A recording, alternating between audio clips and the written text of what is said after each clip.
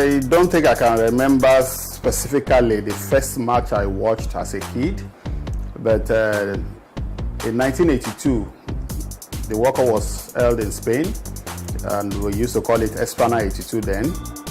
I remember the whole nation, maybe I should say that, adopted Brazil as our representative. Brazil was so popular then that anytime you want to play set, you want to play like the Brazilians, the tiki-taka, the pass game. I remember I watched the Italy-Brazil game, very painful, but I can't remember if it was my first game. But the game I remember very, very well, but it wasn't my first game because it happened in the next World Cup, in 1986 in Mexico, was Brazil. It has to be Brazil anyway. It was Brazil against Scotland. I can't remember the exact team now, but I'm able to remember this because there was this lady, well, can't be a lady then, girl, though we were both young. There was this girl I was after. Luckily for me that night, the brother was away. I think the brother went out to buy something and he would be away for like 2-3 hours.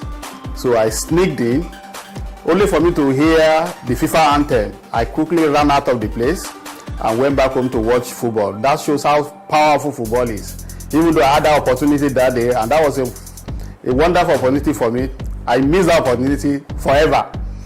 But I'm happy that I watched Brazil. That was the first thing I think I remembered. The specific one now. That was the one I remembered. Although my first game was in 1982, but I cannot remember the match. All I know is that I watched the Italy-Brazil game, but I watched a game before Brazil. Because then you can name all the Brazilian players.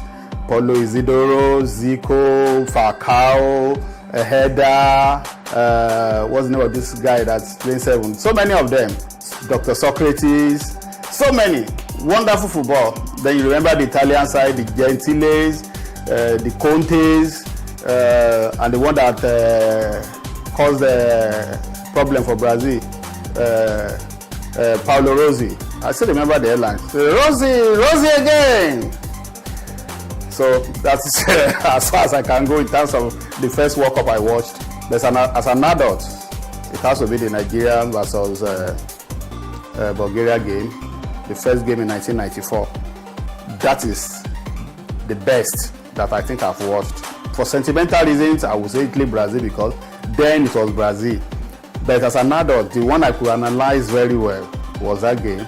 Not because it involved Nigeria, but because we have some wonderful players. The Amokachis, the Yakinis, the Siasias, the Uche Okechukwus, and my favorite player then, Chidi Nwano, fantastic defender. So I still remember that. But as a journalist, I've covered only one, that is physically. And which one will I say was my best game? Because I was crisscrossing the whole of Germany. That was the 2006 World Cup. I watched a game in Cologne. I watched in Dortmund. I watched at the Schalke Stadium. I didn't go to Munich. Which other stadium? My first game was in Hamburg. And that was when I actually fell in love with the supporters club. Not the supporters club of Nigeria this time around, the supporters club of Argentina. They were all over Hamburg that morning. It was like, wow, it's Argentines in a foreign country. And the jersey. For the first time in my life, if I travel, I don't normally buy things until the end. I have to buy that jersey. But my best game as a journalist that I watched physically would be the England-Mexico game at the Schalke Stadium. Fantastic game. I think I remember that maybe not because of the game, but because of the people, especially the English. I also had the personal experience. As I was going to the match, I think it was at the train station in Dortmund, the Hauptbahnhof in Dortmund. I saw a couple of English guys, and I saw two of them holding soft drinks. I think one was Fanta, one was Coca-Cola. And I was shocked because the story I've heard and what I've seen is that they are always drinking alcohol. So I asked one of them, I think one had Lampard jersey on. I asked, oh, why are you drinking soft? I was thinking he would tell me, that's what I drink. But he told me, to my surprise, oh, I had too much last night. I said, yes, really had too much last night. That made the match very memorable for me. Not in terms of what they played on the field, but in terms of the pre-match events. So as a journalist, I think that would be my most memorable that I covered.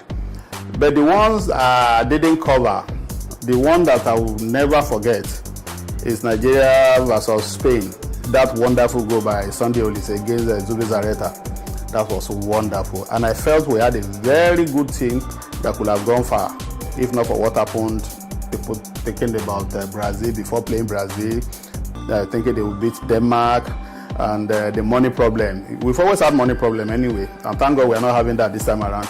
So, but overall, I think the most memorable edition will still be that 1982. Maybe because it was really my first knowing about the World Cup, and because till today I'm in love with Brazil.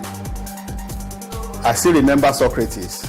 I still remember Falcao. I still remember that goal that restored parity to make it 2-2 by Falcao.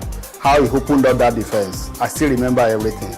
And above all, I still remember the guy who didn't let Brazil get to the final, Paulo Rossi. So that must be my best World Cup ever. Even this one that has not been played won't be my best.